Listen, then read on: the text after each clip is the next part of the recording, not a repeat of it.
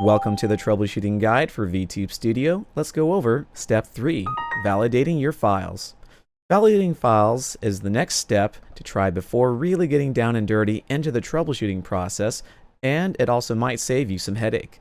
Follow along and feel free to pause or rewind if needed. Always remember to back up your models, assets, scenes, and other important files before proceeding.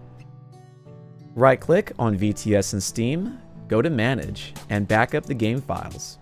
Close all VTS programs on your desktop. In Steam, go to your library and find VTS, but do not launch it. Right-click on VTS and select Properties.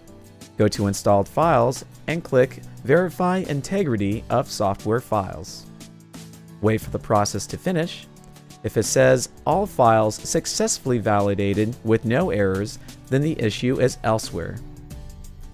Still have issues? Don't worry, we're just scratching the surface. Check out the other videos here, or simply wait for the next video to play.